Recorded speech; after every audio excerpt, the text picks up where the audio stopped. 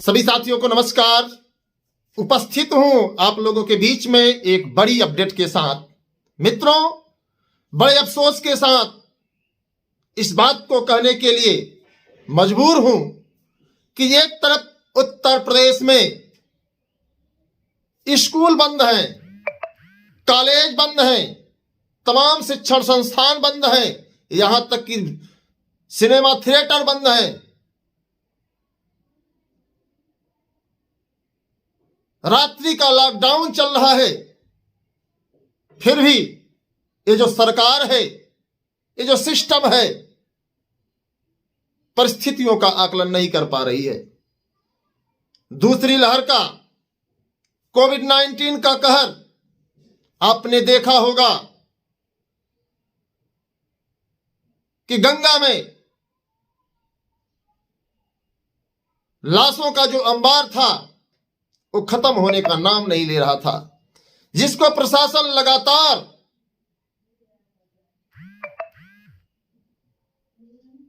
खुद जो है बाहर निकाल करके जलवा रही थी। कोविड-19 के इस कहर में मैं बहुत ज्यादा तो नहीं कहना चाहता हूं, लेकिन एक सवाल है सरकार से इस वीडियो के माध्यम से, एक सवाल है शासन प्रशासन से इस वीडियो के माध्यम से कि जो नोटिस जारी हुई है कि 23 तारीख को यूपीटीटी की परीक्षा संपन्न करा ली जाएगी, विद्यालयों में कोविड प्रोटोकॉल का अनुपालन किया जाएगा, तो ऐसे में सवाल है कि कितनी सरकारी बसें चलती हैं? क्या जब उत्तर प्रदेश का नौजवान 21 लाख परीक्षा देने के लिए सड़कों पर होगा, तो क्या बसों के अंदर कोविड-19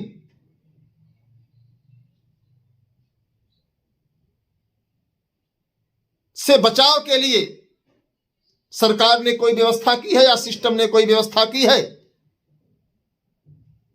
तीसरी लहर के बारे में तमाम विद्वानों का, तमाम जो है डॉक्टरों का, तमाम वैज्ञानिकों का मत है कि यह दूसरी लहर से भी भयावह हो सकती है अगर इसके लिए सतर्कता नहीं बरती गई। आज समाचार पत्रों में आप लोगों ने पढ़ा होगा कि यह कहा जा रहा है कि जो टेट की परीक्षा देने वाले लोग हैं उनके लिए वैक्सीनेशन अनिवार्य है, जरूरी है वैक्सीनेशन। लेकिन एक सवाल है कि जो तमाम समाचार पत्रों की खबरें आप लोगों के बीच में देखने को मिली कि क्या जिन्होंने वैक्सीनेशन करा लिया है क्या उसे कोरोना नहीं हो रहा है? क्या वह कोविड पॉजिटिव नहीं हो रहा है? यह सवाल सरकार से है, सिस्टम से है, शासन से है, प्रशासन से है। युवा मंच टीम लगातार परीक्षाओं को संपन्न कराने, युवाओं के रोजगार के लिए लगातार संघर्ष कर रही है। लेकिन ऐसे में फिर भी जब कोई सामने भर्ती नहीं है तो आखिर इस परीक्षा का औचित्य क्या है? अगर सामने भर्ती होती, अगर सरकार रोजगार को लेकर विज्ञापन निकाल देती तो यह समझा जाता कि नहीं नहीं टेट परीक्षा हो जाएगी और भर्तियों में प्रतियोगियों को बैठने का अवसर मिल जाएगा। लेकिन मित्रों, बड़ा दुर्भाग्य है, हमारे देश में संवेदना मर चुकी है और एक बार पुनः देश के नौजवानों को कोविड-19 की ओर ढकेला जा रहा है। आखिर टेट परीक्षा का औचित्य सरकार बताए। और जो वर्तमान समय है, आंकड़ा सामने आ रहा है, समाचार पत्रों में खबरें छपी हैं कि 1 लाख से अधिक कोविड संक्रमित हैं जिन्होंने जांच कराई है। और जहां तक अगर माना जाए तो लगभग 10% ऐसे लोग हैं जो सर्दी जुकाम बुखार से पीड़ित हैं, उन्होंने कोविड का जांच नहीं कराया है और आपको बता दें कि वो भी संक्रमित हैं। चलिए मान लेते हैं ऐसे तमाम अभ्यर्थी होंगे जो टेट की परीक्षा में बैठने का सपना देख रहे हैं और बैठेंगे भी, अगर वो संक्रमित हैं तो सरकार ने उनके लिए क्या व्यवस्था बनाई है, सरकार के पास उसकी क्या व्यवस्था है। इन सभी चीजों को ध्यान में रखते हुए मित्रों अपील करता हूं, निवेदन करता हूं कि सरकार यह सिद्ध करना चाहती है कि अगर मेरी सरकार बनी तो मैं भर्ती दूंगा। साहब, जब सड़कों पर युवा आंदोलित था रोजगार को लेकर के, तो आपने विज्ञापन जारी करने की बात नहीं कही। अगर आप युवाओं के इतने ही हितैषी हैं तो आपको विज्ञापन जारी करने की घोषणा कर देनी चाहिए। आपको विज्ञापन में खाली पदों की विज्ञप्ति जारी कर देनी चाहिए। आप लोगों को पता है मित्रों कि एलटीजीआईसी के खाली पदों का विज्ञापन जारी कराने को लेकर के लोक सेवा आयोग पर हम लोग आंदोलन किए और लोक सेवा आयोग द्वारा कहा गया कि हमें आचार संहिता से कोई फर्क नहीं है। हमारा तो इसीलिए हम स्वायत्त संस्थान हैं। क्या विज्ञापन आया? क्या फर्क भी नहीं है और विज्ञापन भी नहीं देंगे। अगर ये एलटीजीआईसी के खाली पदों का विज्ञापन देते तो युवा यह सोचता कि वाकई में सरकार सही कह रही है, सरकार को टेट परीक्षा करा लेना चाहिए। लेकिन मित्रों इन्होंने विज्ञापन नहीं दिया। माध्यमिक शिक्षा सेवा चयन बोर्ड की जहां तक बात रही, माध्यमिक शिक्षा सेवा चयन बोर्ड भी यही कह रहा था कि मेरे ऊपर आचार संहिता का कोई असर नहीं पड़ेगा। और आपको बता दें कि आज माध्यमिक शिक्षा सेवा चयन बोर्ड मुंह छिपाए फिर रहा है। यह और बात है कि तमाम दलाली करने वाले, तमाम चापलूसी करने वाले, तमाम गोरख धंधा चलाने वाले लोग आपको गुमराह करते रहेंगे। 4000 पदों का अधियाचन आया है। अगर माध्यमिक शिक्षा 5000 का आया है, माध्यमिक शिक्षा सेवा चयन बोर्ड आपके रोजगार को लेकर के, आपके भविष्य को लेकर इतना ही गंभीर होता तो विज्ञापन जारी कर देता और सरकार भी उनसे कहती कि आप विज्ञापन जारी करो, क्योंकि देश के, प्रदेश के नौजवानों के रोजगार का सवाल है। लेकिन विज्ञापन नहीं जारी किया। मुझे याद है योगी जी का वो ट्वीट कि 8,681 पदों का विज्ञापन जल्द जारी करके जो है लोक सेवा आयोग द्वारा परीक्षा संपन्न करा ली जाएगी। जबकि 2018 एलटीजीआईसी के कई रिजल्ट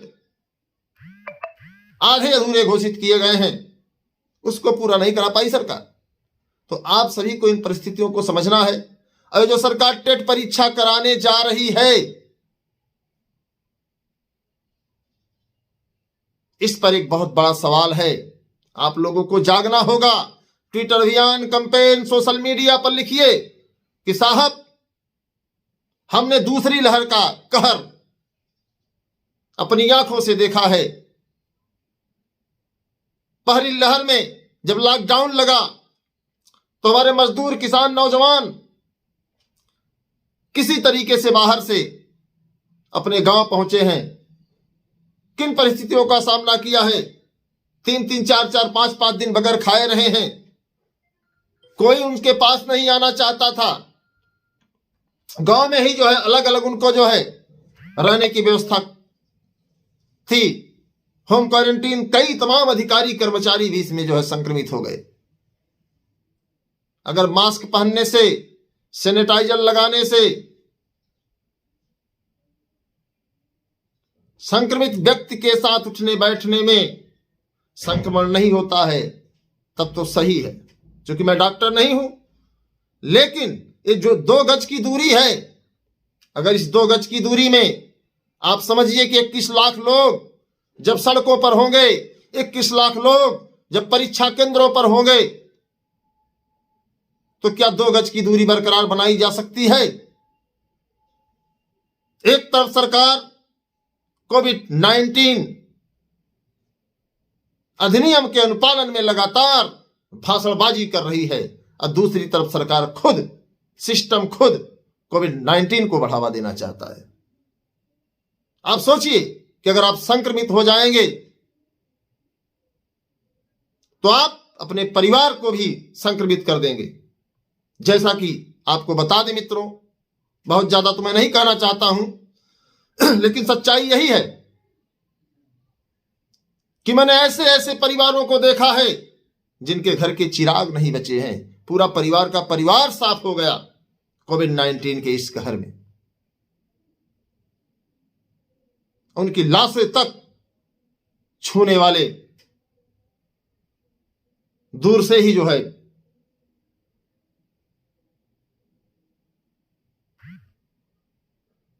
नमस्कार करते थे। तो ये बड़ा जटिल समय है। हम आज समाचार पत्रों में जैसे ही पढ़े तो मुझे लगा कि नहीं, जब स्कूल बंद है, तमाम परीक्षाएं रद्द हो गई और इस टीटी परीक्षा कराने का कोई औचित्य इसलिए नहीं है क्योंकि सामने कोई भर्ती नहीं है। जिसकी भी सरकार बनेगी, आप सभी को बहुत स्पष्ट रूप से बता दूं मित्रों, जिसकी भी सरकार बनेगी कम से कम साल भर तो सिर्फ हीला हवाली करेंगे।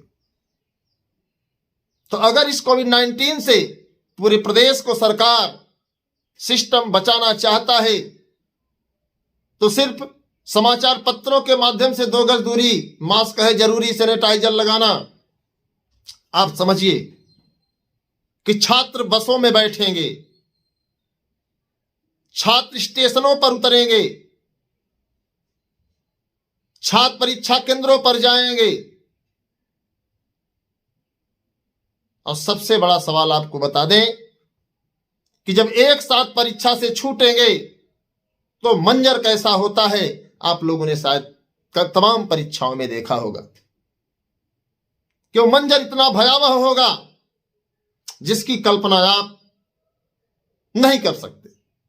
तो क्या 2 गज दूरी हम आप बना पाएंगे? क्या सोशल डिस्टेंसिंग का पालन हम आप कर पाएंगे? तो मुझे तो नहीं लगता कि ऐसा संभव है। और फिर आपको बता दें कि एक बस की लंबाई कितनी होती है, आपको पता होगा। इतनी सरकारी बसें नहीं हैं कि 21 लाख लोगों को बैठाया जा सके। सरकार एक तरफ कह रही है कि हम फ्री में उनकी यात्रा की व्यवस्था कर रहे हैं। आप समझिए कितनी सरकारी बसें चलती हैं। और संक्रमण अगर बढ़ गया मित्रों तो एक बार पुनः पूरे देश प्रदेश में त्राहिमाम मच जाएगा। इसलिए सरकार से मैं अपील करना चाहता हूं कि साहब, हम टेट परीक्षा के विरोधी नहीं हैं। हम तो पहले ही चाहते थे टेट की परीक्षा हो जाए और सुपर टेट की भर्ती निकल आवे, जिसको लेकर के आंदोलनरत भी थे। हम लोग तो यहां तक यह भी कह रहे थे कि पहले सुपर टेट की परीक्षा करा ली जाए, सारी प्रक्रिया होते होते पूरी करते करते टीईटी की परीक्षा भी कराई जा सकती है। और जो सुपर टेट में पास हो जाएगा 14 विषय पढ़ करके, तो टेट पास हो जाएगा और प्रदेश के खाली पदों को भर दिया जाए। सोचिए, डिग्री कॉलेज की परीक्षाएं निरस्त कर दी गई, इंटर कॉलेज की, हाई स्कूल की परीक्षा नहीं हो पा रही है, नहीं होगी। लोक सेवा आयोग ने कई परीक्षाओं को निरस्त कर दिया। तमाम आपको बता दें कि कार्यालयों में 50% ही कर्मचारियों का आने जाने का सिस्टम बन गया ताकि कोविड संक्रमण न बढ़े। और एक तरफ सरकार खुद जो है देश को, प्रदेश को आग में झोंक रही है। मुझे तो जहां तक मेरा मानना है मित्रों, इस टेट परीक्षा का कोई औचित्य इसलिए नहीं है क्योंकि अगर टेट परीक्षा 2 महीने बाद होगी तो बहुत कुछ बिगड़ नहीं जाएगा, क्योंकि सामने भर्ती नहीं है। और जब भर्ती नहीं है तो सर्टिफिकेट लेकर के क्या करेंगे? इस बात को आपको समझना होगा। अगर इस बात को आप नहीं समझ पा रहे हैं सरकार नहीं समझ पा रही है तो लानत है।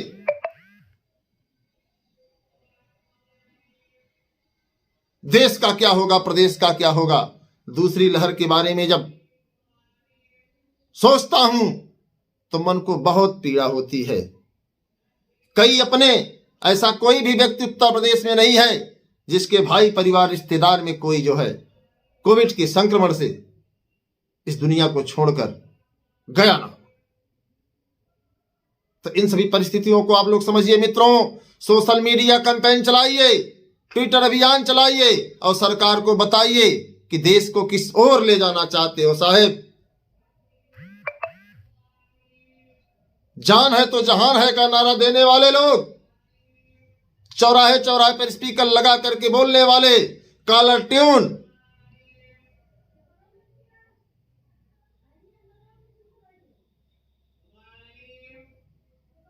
लगा करके यह संदेश देने वाले लोग आखिर दिखाना क्या चाहते हैं प्रदेश की जनता को। तो ऐसे में सरकार से भी हम चाहेंगे इस वीडियो को आप लोग इतना शेयर करिए कि सत्ता में बैठे उन चौकीदारों तक पहुंचे कि जो कहने के लिए चौकीदार हैं जबकि देश को, प्रदेश को भाड़ में झोंकना चाहते हैं। बड़ा कष्ट है मित्रों। आप सोचिए, मैं परीक्षा का विरोधी नहीं हूं, मैं बार बार कह रहा हूं। तमाम लोगों को लगेगा कि अनिल सिंह इस बात को लेकर चाहते हैं कि परीक्षा ना हो। मित्रों, बहुत साफ बता दें, परीक्षा हो जाए लेकिन इस बात की क्या पुख्ता गारंटी है कि संक्रमण नहीं बढ़ेगा। सरकार के पास कौन सी व्यवस्था है कि संक्रमण को रोका जा सकता है। क्योंकि मुझे पता है कि आप विद्यालयों में सैनिटाइजर की व्यवस्था करवा सकते हो, आप विद्यालयों में जो है मास्क की व्यवस्था करवा सकते हो, आप विद्यालयों में जो है सोशल डिस्टेंसिंग का पालन करवा सकते हो। लेकिन जब 21 लाख उत्तर प्रदेश का बेरोजगार नौजवान परीक्षा केंद्रों पर परीक्षा देने के लिए निकलेगा तो तमाम हमारी बहनें जो हैं जो परीक्षा देने के लिए निकलेंगी उनके साथ उनके गार्जियंस भी होंगे। अर्थात अगर देखा जाए तो मोटी मोटा लगभग 25 लाख लोग सड़कों पर होंगे। आम जनता तो रहेगी ही रहेगी। 25 लाख लोग जब सड़कों पर उतरेंगे उस समय प्रदेश की स्थिति क्या होगी। क्या वाहनों में 25 लाख लोगों को ढोने की व्यवस्था सरकार के पास है? क्या इतनी सरकारी बसें चलती हैं जिसमें 25 लाख नौजवान एक बार जो है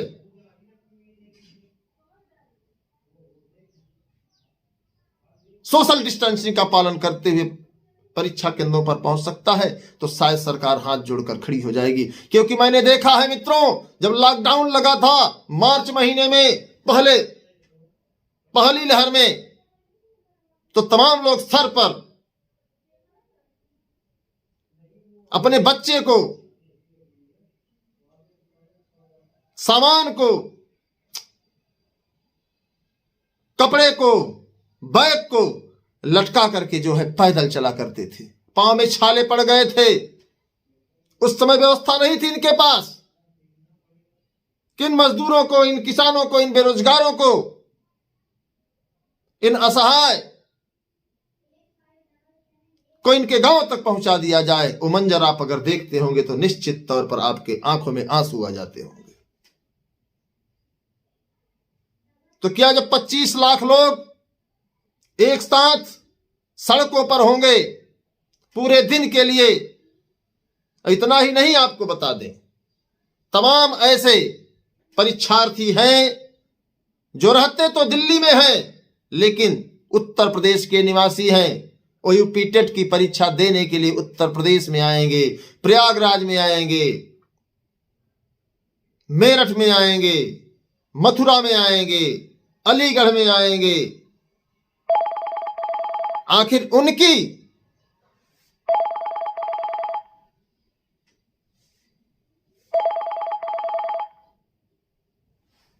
जिम्मेदारी कौन लेगा?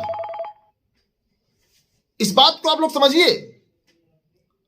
आखिर उनको संक्रमण से बचाने या उनके द्वारा संक्रमण फैलाने का जिम्मा कौन लेगा? माना कि आप एक बस में बैठ गए, आपको पता है कि संक्रमण में बसें सैनिटाइज नहीं होगी, मुझे पता है। प्लेटफॉर्म सैनिटाइज नहीं होगा, मुझे पता है। रेलवे की बोगियां सैनिटाइज नहीं होगी, मुझे पता है। अब फिर भी जहां तक मुझे पता है कि एक छोटी भी परीक्षा अगर होती है तो उसमें भीड़ भाड़ का माहौल रहता है, ट्रेनें भर जाती हैं, बसें भर जाती हैं।